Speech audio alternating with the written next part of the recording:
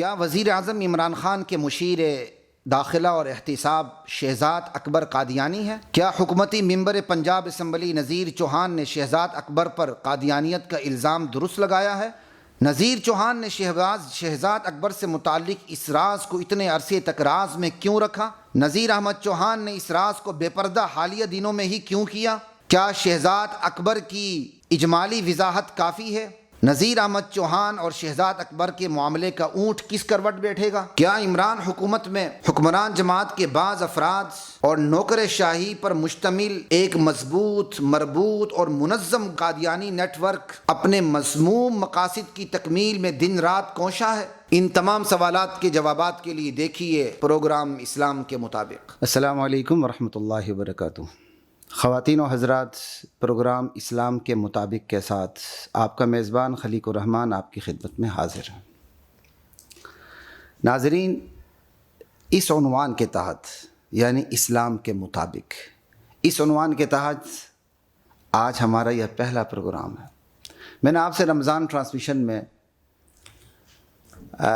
میں نے آپ کو اطلاع دی تھی کہ انشاءاللہ رمضان کے بعد ہم ایک منظم طریقے سے ایک مسلسل ٹرانسمیشن کا آغاز کرنے جا رہے ہیں، اور آپ سے دعاؤں کی اپیل بھی ہے۔ آج رمضان کے بعد آج ہماری پہلی نشست ہے، اور پروگرام کا عنوان ہے اسلام کے مطابق۔ میرے مطابق نہیں، آپ کے مطابق نہیں، ہمارے مطابق نہیں، آپ سب کے مطابق نہیں، بلکہ اسلام کے مطابق۔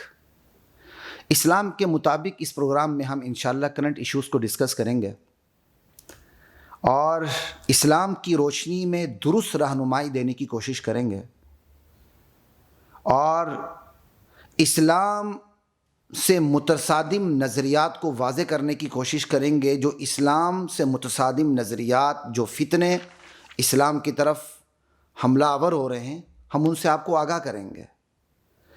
اور کرنٹ ایشوز، اس کا ہم فوکس کریں گے کرنٹ ایشوز کے حوالے سے۔ باقی تو انشاءاللہ اسلام کے حوالے سے، ان کے اسلام پر فتنوں کے حوالے سے جو یلغار ہے، اس پہ ہمارے الگ پروگرام ہوں گے۔ لیکن قارئین، ناظرین، اس بات کو نوٹ کیجیے گا کہ ہم کرنٹ ایشوز کو فوکس کرتے ہوئے اس پہ بات کریں گے، اور ہمارا ڈیفرنس دیگر پروگرامز کے مقابلے میں یہی ہوگا کہ آپ دیگر پروگرامز کو دیکھ لیں میڈیا کے اوپر کہ کرنٹ ایشوز کے اندر وہ سیاسی سوالات کو لیتے ہیں، مختلف اینکرز اپنی استعداد، اپنی قابلیت اور اپنی دلچسپیوں کو پیش نظر رکھتے ہوئے وہ کرنٹ ایشوز کو ڈسکس کرتے ہیں۔ اور کرنٹ ایشوز پہ اگر آپ پورا قدر مشترک نکالیں سب کا، تو وہ سیاسی سوالات ہوتے ہیں کہ قارئین جب صبح اخبار پڑھتے ہیں، رات کو میڈیا دیکھتے ہیں، تو ان کے ذہن میں سوالات پیدا ہوتے ہیں۔ ان سوالات کے جوابات اینکر دینے کی کوشش کرتے ہیں، اور اسی طرح قوم کو ایک لائحہ عمل دینے کی کوشش کرتے ہیں۔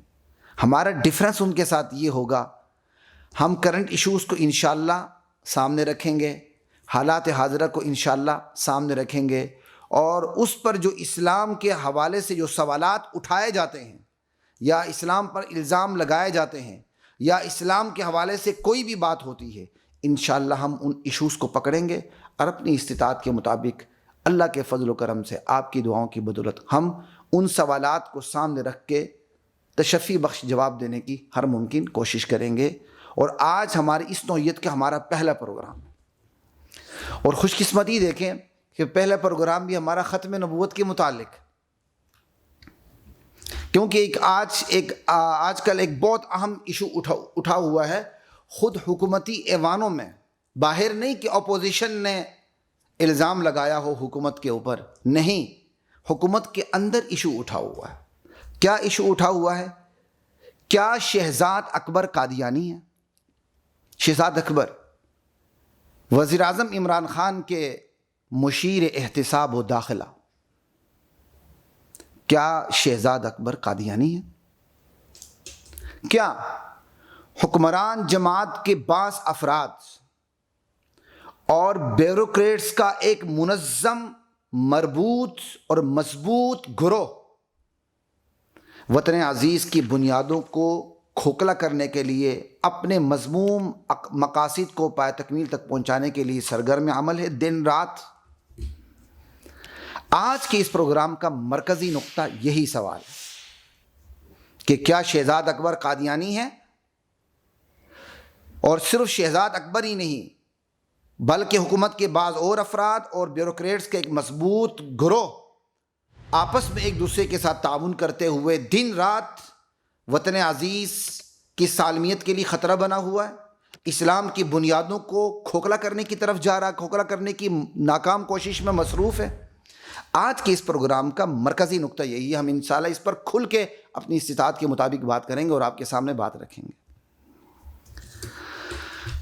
اور یہ جو بات کر رہا ہوں یہ کوئی اپوزیشن الزام نہیں لگا رہی، حکومتی بندے نے حکومتی بندے پر الزام لگایا، مدعی ہے، ملزم ہے، یہ ملزم ہے، یعنی الزام لگانے والی شخصیت بھی حکومتی پارٹی کی ہے، اور ملزم علیہ جس کو آج کل ہماری وکلاء برادری الزام علیہ کہتے ہیں، ملزم علیہ جس پر الزام لگایا گیا یا مدعا علیہ سمجھ لیں جس کے خلاف دعویٰ ہوا ہے، وہ بھی حکومتی پارٹی کے ہیں۔ مدعی کون ہے؟ الزام لگانے والی شخصیت کون ہے؟ یہ ہیں پنجاب اسمبلی کے ممبر، حکومتی ممبر، پی ٹی آئی کے ممبر نذیر احمد چوہان ہیں، اور جن پر الزام لگا ہے وہ وزیر اعظم عمران خان کے مشیر احتساب و داخلہ ہیں شہزاد اکبر، ان پہ الزام لگا ہے۔ الزام کیا لگایا ہے؟ حکومتی رکن ممبر پنجاب اسمبلی نذیر احمد چوہان نے اپنے ہی حکومتی ساتھی عمران خان، وزیر اعظم عمران خان کے مشیر احتساب و داخلہ شہزاد اکبر پر قادیانی ہونے کا الزام عائد کیا ہے، اور حیرت کی بات ہے دونوں کو تعلق حکومتی پارٹی سے۔ نذیر احمد چوہان ببانگ دوہل کہتے ہیں کہ عمران خان صاحب ہمارے وزیر اعظم کے مشیر احتساب و داخلہ شہزاد اکبر ایک کٹر قادیانی ہیں، اور ثبوت کے طور پر کہتے ہیں میں ثبوت دینے کے لیے حاضر ہوں، میرے پاس ایک نہیں بے حد ثبوت ہیں، بہت زیادہ ہیں ثبوت، اور اس حوالے سے وہ کھل کے میدان میں ہے، کوئی لگی لپٹی رکھے بغیر۔ جبکہ اس کے مقابلے میں شہزاد اکبر صاحب نے ایک معمولی سی بات کو کافی سمجھا، وہ اس الزام کا انکار کرتے ہیں اور کہتے ہیں جی یہ میرے خلاف سیاسی انتقامی کارروائی ہو رہی ہے، سیاسی انتقامی کارروائی ہو رہی ہے، اور انہوں نے نذیر احمد چوہان کے خلاف تھانہ ریس کورس پارک میں مقدمے کا اندراج بھی کروایا، اور پھر آگے حیرت دیکھیے، نذیر احمد چوہان جو الزام لگانے والی شخصیت ہیں وہ بھاگے نہیں، وہ ایک جم غفیر کو لیتے ہوئے تھانہ ریس کورس پہنچتے ہیں اور اپنی گرفتاری دینے کا اعلان کرتے ہیں۔ وہ کہتے ہیں ٹھیک ہے مجھے گرفتار کر لیا جائے، لیکن قانون ہے اسپیکر کی اجازت کے بغیر رکن اسمبلی کو گرفتار نہیں کیا جا سکتا، اس لیے اس کو جواز بنا کے نذیر احمد چوہان کو گرفتار نہیں کیا گیا۔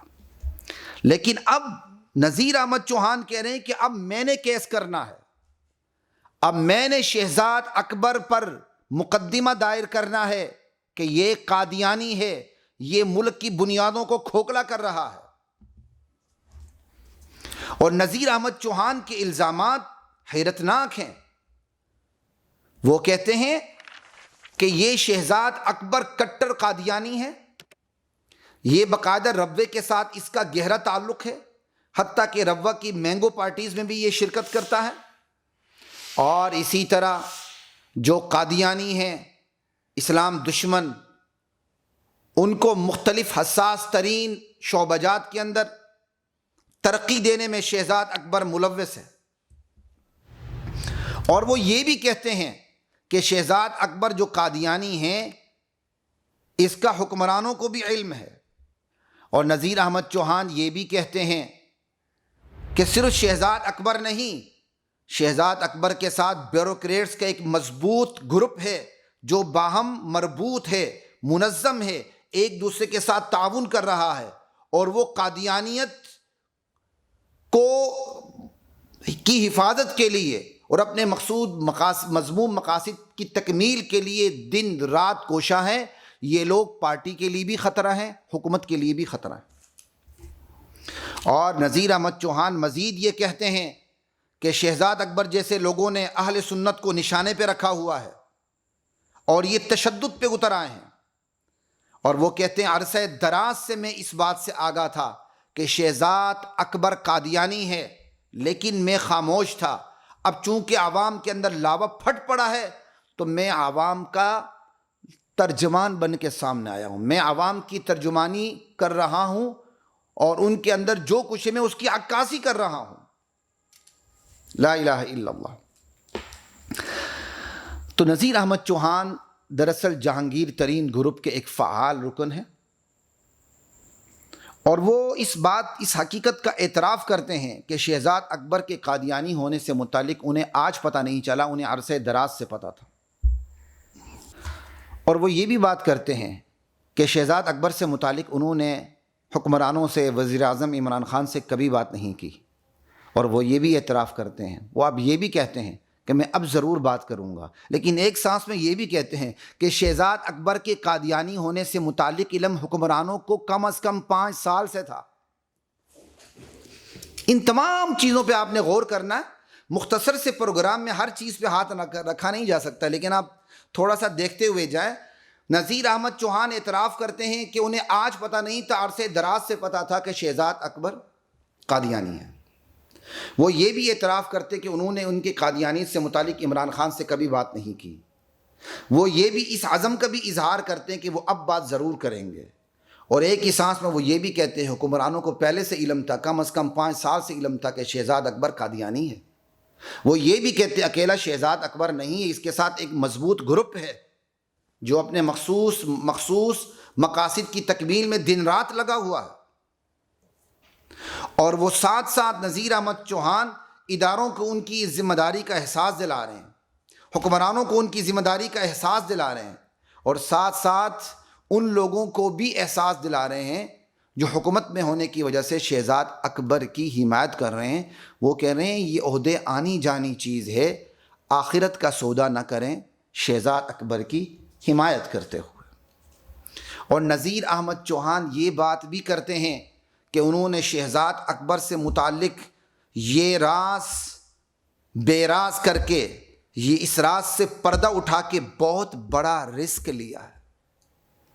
ان کا یہ کہنا واقعی لمحہ فکریہ ہے، حالانکہ خالص مدنی معاشرے میں، خالص مدینے کی ریاست میں اگر کسی کے قادیانی ہونے کا پتہ چل جائے کسی حساس عہدے کے اوپر، تو یہ تو لمحہ فکریہ نہیں ہونا چاہیے، یہ رسک نہیں ہونا چاہیے، قابل تحسین ہونا چاہیے، بلکہ جو راز افشا کرتا ہے اس کو تو خوش ہونا چاہیے کہ اب تو مجھے حکومت کی طرف سے داد تحسین ملے گی، مجھے انعام ملے گا، مجھے اپریشیٹ کیا جائے گا، مجھے میری حوصلہ افزائی کی جائے گی اور مجھ سے اچھے اچھے کام لیے جائیں گے۔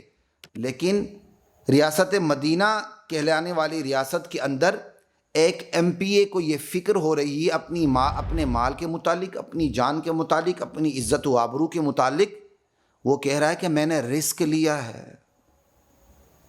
آپ اندازہ کر لیں کتنی حساس ترین بات ہے۔ اور ایک اہم ترین بات جو ہمارے لیے لمحہ فکریہ بھی ہے وہ یہ ہے، ایک لمحہ فکریہ تو یہی جو بھی میں نے آپ سے بات کی کہ نذیر احمد چوہان کہہ رہے ہیں کہ میں نے یہ راز بے نقاب کر کے رسک لیا۔ اگر ایک اسلامی معاشرے کے اندر ایک حکومتی بندے کو بھی یہ رسک لگ رہا ہے تو پھر دیکھیے کہ معاشرہ کس سطح پہ کھڑا ہے۔ اس پر مزید تبصرے کی گنجائش نہیں ہے، ذرا غور کیجیے گا۔ حالانکہ یہ رسک تو نہیں ہے، لیکن اگر ایک شخص کو رسک لگ رہا ہے تو یہ معاشرہ کہاں کھڑا ہے؟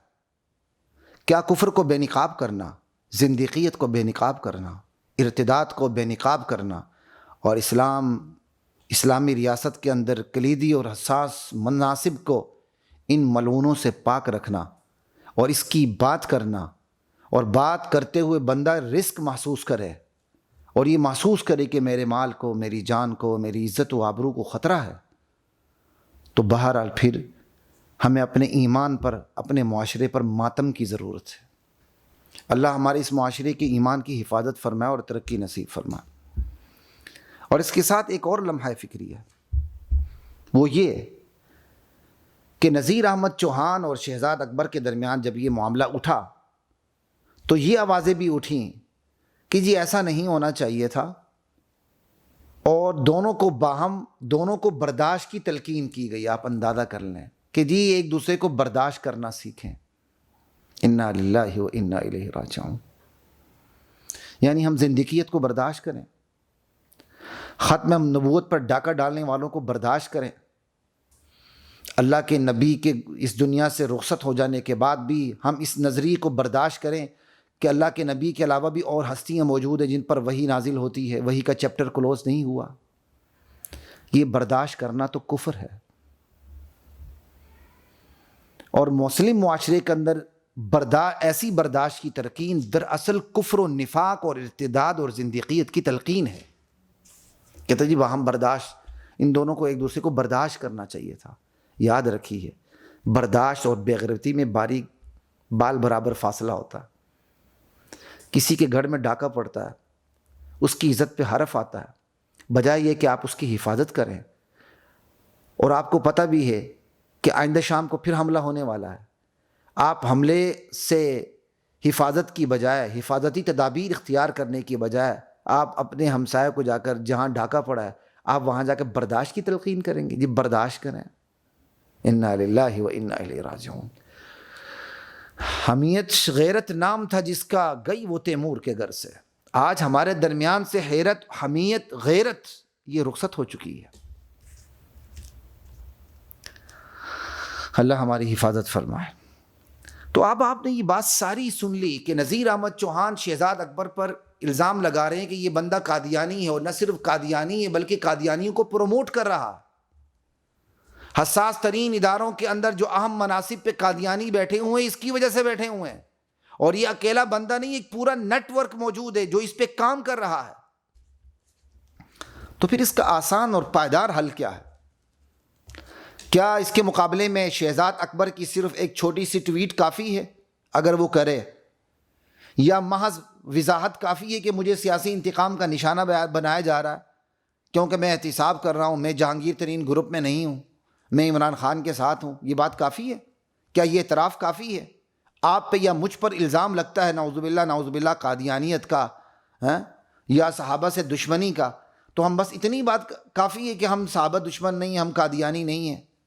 نہیں، بلکہ ہم کھل کے اپنا سینہ، اپنا گریبان کھول کے پیش کریں گے۔ آ جاؤ، جو تم سے ہو سکتا ہے تم اپنی انویسٹیگیشن پوری کر لو۔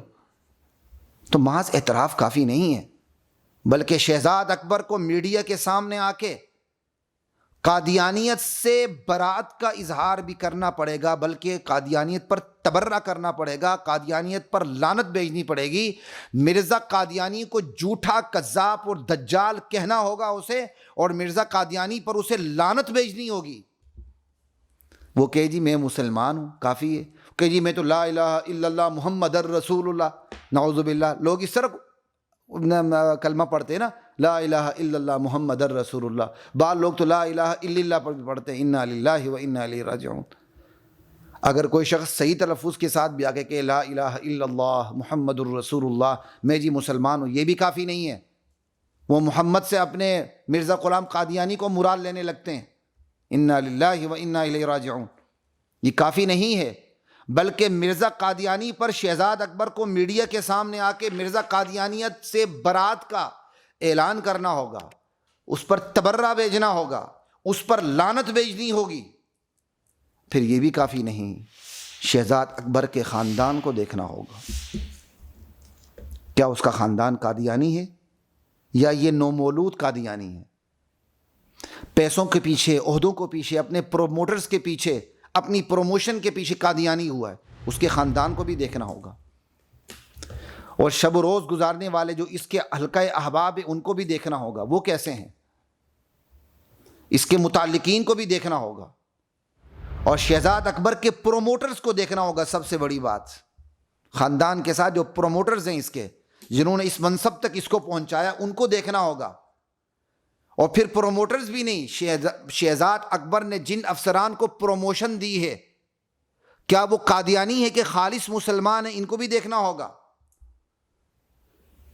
پھر یہ بھی کافی نہیں، شہزاد اکبر کی ذاتی دلچسپیوں کو دیکھنا ہوگا۔ ان تمام چیزوں کو دیکھ کے، اس کے خاندان کو دیکھ کے، اس کے پروموٹرز کو دیکھ کے، اس کے پروموشنز کو دیکھ کے جو اسے پروموشن دی ہیں، اس کے حلقہ احباب کو دیکھ کے، اس کی ذاتی دلچسپیوں کو دیکھ کے پھر نتیجہ نکالا جائے گا۔ تو نتیجے 4 ہی نکل سکتے ہیں۔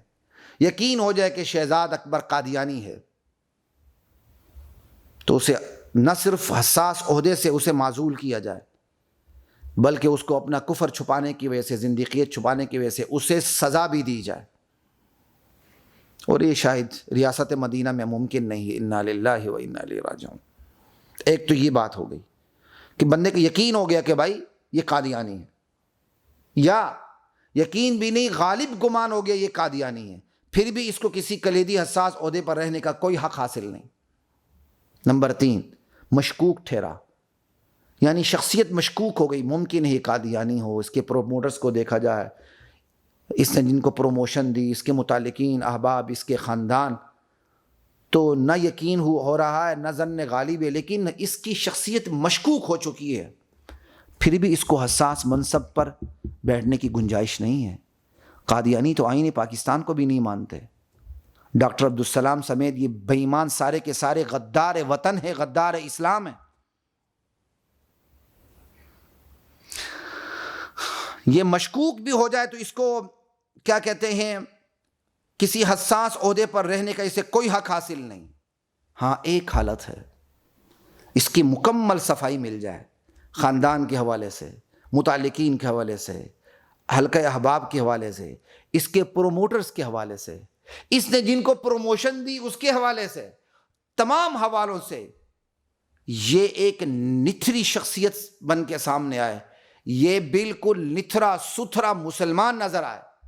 ٹھیک ہے، گناہگار تو سارے ہی ہوتے ہیں، ہم یہ نہیں کہتے کہ آپ مکمل طور پر صادق و امین کی تعریف اس پر لاگو کریں، کم سے کم اتنا ہی کریں کہ اس کا مسلمان ہونا ثابت ہو، اور اس کے پروموٹرز بھی مسلمان ہوں، اور اس نے جن کو پروموشن دی وہ بھی مسلمان ہوں، اس کی ذاتی دلچسپیاں بھی بے ایمانوں والی نہ ہوں، قادیانیوں والی نہ ہوں، اور یہ اس کا مسلمان ہونا ثابت ہو جائے، یہ قابل اطمینان ٹھہرے، قابل اعتماد ٹھہرے، تو پھر ایسے میں نذیر احمد چوہان کو گرفتار کیا جائے، اس کے خلاف اس کو قرار واقعی سزا دی جائے۔ یہ کام حکومت کا ہے۔ ہمارا ایک بہت بڑا المیہ ہے ناظرین، ہمارا ایک بہت بڑا المیہ یہ ہے کہ ہم اپنے مفادات کے تحت غیر قادیانی کو بھی قادیانی بنا دیتے ہیں، اور اپنے مفادات کے تحت قادیانی کو بھی مسلمان ثابت کرنے کی کوشش کرتے ہیں۔ اپنے مفادات کو زک پہنچے تو جو قادیانی پہلے سے تھا اور ہم نے چھپا کے رکھا ہوا تھا، اس کو ذاتی انتقام کے نتیجے میں بے نقاب کرتے ہیں۔ تو ٹھیک ہے، وہ بے نقاب ہو گیا، دیر آیت درست آیت، لیکن آپ نے تو ذاتی بدلہ لیا ہے نا، تو اس کا نتیجہ بہرحال اتنا مؤثر نہیں ہوتا، لیکن وہ بھی اچھا ہے ہمارے لیے، کوئی بات نہیں۔ وَكَذَلِكَ نُوَلِّي بَعْضَ الظَّالِمِينَ بَعْضًا بِمَا كَانُوا يَكْسِبُونَ۔ اللہ کہتے ہیں ہم ظالموں کے کرتوتوں کی بدولت ایک ظالم کو دوسرے ظالم پر مسلط کر دیتے ہیں، تو یہ بھی ہمارے لیے نفع کا سودا ہے، دیر آیت درست آیت، ہم تو اس پر بھی شکر ادا کرتے ہیں اس گئے گزرے معاشرے میں۔ لیکن المیہ ہمارا کیا ہے؟ ہم اپنے ذاتی مفاد کو سامنے رکھتے ہوئے جو قادیانی نہیں ہوتا اس پر اس کو بھی قادیانی بنا دیتے ہیں، اور اس کی مثال واضح موجود ہے شہید جنرل ضیاء الحق کی۔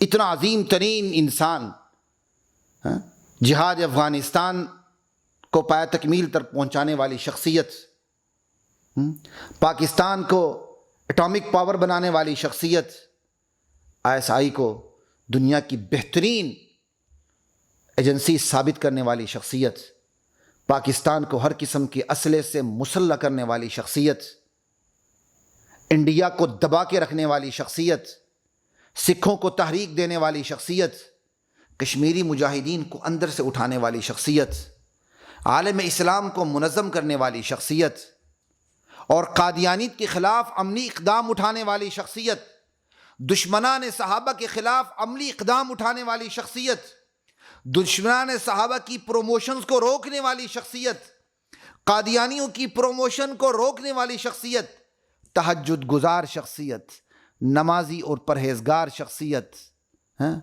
اندر سے مولوی شخصیت، اسے اندر سے مولوی کہا جاتا تھا، اور پیپلز پارٹی جس نے اپنے وقت میں سب سے زیادہ دینداروں پر ظلم کیا، انہیں دبانے والی شخصیت، ملک کے اندر یہ جو سینکڑوں چینل آج موجود ہیں ان کا راستہ روکنے والی شخصیت، ضیاء-ال-حق گئے چینلز آگے، آہستہ سے سارے آگے، غیر اسلامی تحریکوں کو دبانے والی شخصیت، دشمنان صحابہ کو بلوں تک پہنچانے والی شخصیت، اس شخصیت پر بھی قادیانیت کا الزام لگا۔ ایک مولوی صاحب نے لگایا، بعد میں مولوی صاحب عمر بھر اس کا افسوس کرتے رہے کہ مجھے فلاں مولوی صاحب نے کہا تھا کہ یہ قادیانی ہے، میں نے ان پر اعتماد کرتے ہوئے قادیانیت کا فتویٰ لگایا۔ وہ شہید شخصیت اس دنیا سے چلی گئی اور اپنا خطبہ نہیں چھوڑا، الحمدللہ رب العالمین والصلاة والسلام علی خاتم النبیین۔ آپ شہید ضیاء-ال-حق کا کوئی تقریر آپ دیکھ لیں، آغاز یہاں سے ہوتا۔ تو ہم اپنے مفادات کے تحت غیر قادیانی کو بھی قادیانی بنانے سے نہیں چوکتے، اور اپنے ہی مفادات کے تحت قادیانیوں کو ترقی بھی دیتے ہیں، قادیانیت پر آنکھ بند بھی کرتے ہیں۔ آپ اسی نواز شریف صاحب کو دیکھ لیں، صاحب کہتے ہوئے میرا دل جلتا کہ میں صاحب اسے کیسے کہوں۔ پرویز رشیدوں کو اپنے ساتھ رکھا، پرویز رشیدوں جیسے نے اس کا بیڑا غرق کیا۔ ختم نبوت کے بارے میں اس بندے نے نرم موقف اپنایا، مداہنت اختیار کی، اور پھر اللہ کے انتقام کا کوڑا برسا، اقتدار میں نہیں رہا، اور یہ سارا ملبہ فوج پہ گراتا ہے کہ مجھے اقتدار سے باہر کیا۔ فوج نے کیا نہیں کیا ایک الگ مسئلہ ہے، میاں صاحب آپ اپنی اداؤں پر غور کریں کہ آپ باہر کیوں ہوئے؟ اتنی بڑی اکثریت رہنے والی شخصیت پارٹی آج باہر کیوں ہوئی؟ آپ نے ختم نبوت کے حوالے سے بے وفائی کی تھی، اللہ تعالیٰ نے آپ کو اس انجام تک پہنچایا۔ آپ نے دشمنان صحابہ کے بارے میں بے وفائی کی تھی، اصحاب رسول کے مخلصوں سے، اللہ تعالیٰ نے آپ کو یہ نتیجہ دکھایا۔ اور یہی ہم عمران خان سے کہہ رہے ہیں، نواز شریف کا انجام سامنے دیکھ لو، یہ نہ سمجھو اسے فوج نے گرایا، کسی اور نے گرایا، مجھے فوج لائی یا مجھے کوئی اور ادارہ لایا، کوئی مجھے اور عالمی طاقت لائی۔ جو اللہ نواز شریف کو گرا سکتا ہے وہ آپ کو بھی گرا سکتا ہے، جو اللہ نواز شریف کو زوال سے دوچار کر سکتا ہے عمران خان آپ کو بھی کر سکتا ہے۔ اور یاد رکھیں عمران خان، آپ نواز شریف زوال سے دوچار ختم نبوت سے بے وفائی کی وجہ سے ہوا، دشمنان صحابہ کے بارے میں نرمی رکھنے سے ہوا۔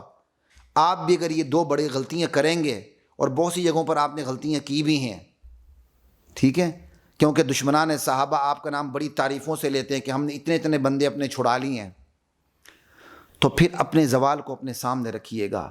خدا کے ہاں دیر تو ہے، خدا کے ہاں عمران خان اندھیر نہیں ہے۔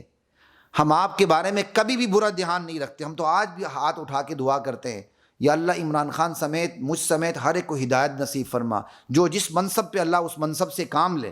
ہم تو یہ کہتے ہیں، ہم آپ کے بارے میں بات کرتے ہیں تو اس کا مطلب یہ نہیں ہم 100% آپ کے مخالف ہیں، آپ کی بہت سی خوبیوں کے ہم معترف بھی ہیں، لیکن آپ کو یہ بتانا چاہتے ہیں ختم نبوت کا مسئلہ ہو اور اصحاب رسول کی عزت و ناموس کا مسئلہ ہو، عمران خان اس پر سودا کبھی بھی نہ کرنا، ورنہ تمہارا سودا ہو جائے گا، تمہیں پتہ ہی نہیں چلے گا اللہ کی چوٹ کہاں سے پڑی۔ تو خیر میں آپ کو یہ بات بتا رہا تھا کہ ہمارے ہاں اپنے مفادات کے تحت قادیانیوں کو ترقیاں بھی دیتے ہیں، قادیانیوں کے بارے میں آنکھ بند بھی ہوتی ہے۔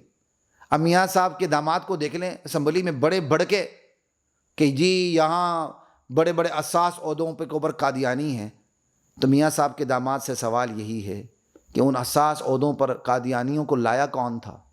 اس کی لائن درست کس نے کی تھی؟ انہیں ٹریک پہ چلایا کس نے تھا؟ انا للہ و انا راجعون۔ یہ ایک الگ موضوع ہے، تو خیر چونکہ اس موضوع سے یہ لنک بات ہوتی تھی تو بہت سی چیزیں بات آ گئی۔ تو غیر قادیانیوں کو ہم قادیانی بناتے ہیں، جو قادیانی ان کے بارے میں ہم آنکھ بند کرتے ہیں۔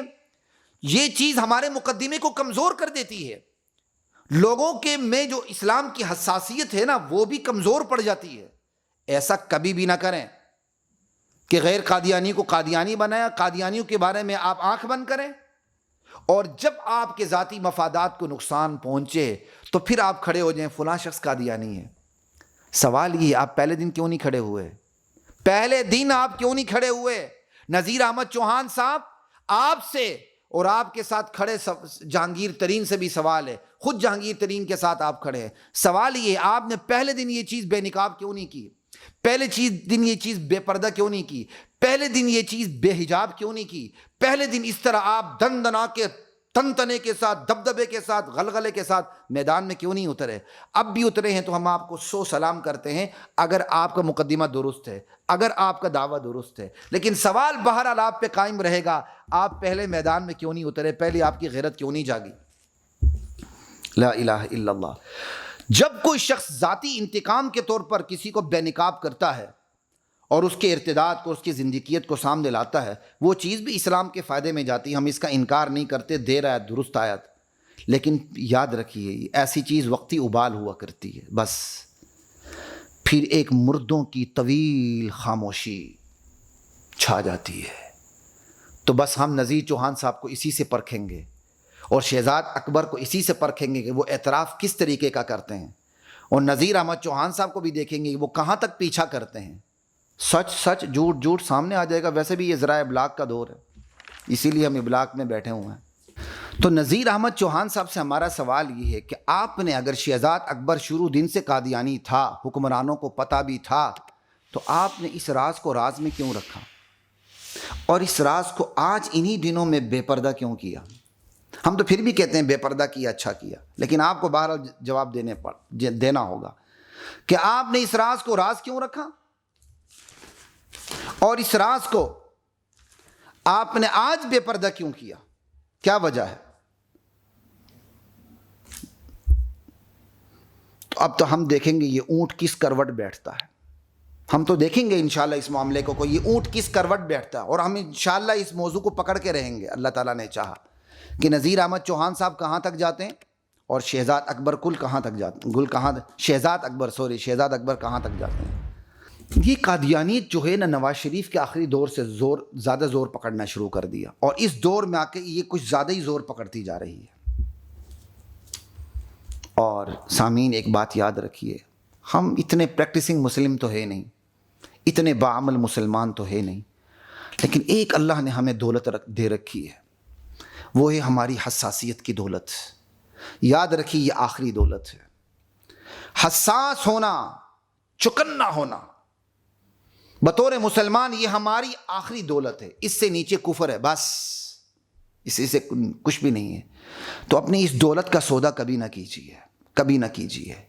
اسلام کی بنیادوں کے بارے میں ہمیشہ ہمیشہ ہمیشہ چکنا رہیے، حساس رہیے، یہ حساسیت آپ کے سفینے کو پار لگا دے گی انشاءاللہ، اور بے حسی ہمیں زندہ دفن کر دے گی، اللہ ہمیں اس دن سے بچائے۔ ناظرین، پروگرام اختتام کو ہے، ہم سوالات پھر سے چھوڑے جا رہے ہیں۔ کیا شہزاد اکبر جو وزیر اعظم عمران خان کے مشیر احتساب و داخلہ ہیں، کیا یہ قادیانی ہے؟ کیا نذیر احمد چوہان نے شہزاد اکبر پر جو الزام لگایا قادیانیت کا، کیا یہ درست ہے؟ نذیر احمد چوہان نے اس راز کو اتنے عرصے تک راز میں کیوں رکھا؟ اور چوتھی بات، نذیر احمد چوہان نے انہی دنوں میں اسے بے پردہ کیوں کیا؟ پانچویں بات، اب اونٹ کس کروٹ بیٹھے گا؟ چھٹی بات، کیا واقعی حکومتی ایوانوں میں اور نوکر شاہی میں ایک مضبوط نیٹ ورک موجود ہے جو قادیانیت کی مفادات کے لیے کام کر رہا ہے اور ہمارے وطن عزیز کی جڑوں کو کھوکھلا کرنے میں مصروف عمل ہے اور ہمارے دشمنوں کے ساتھ ملا ہوا ہے؟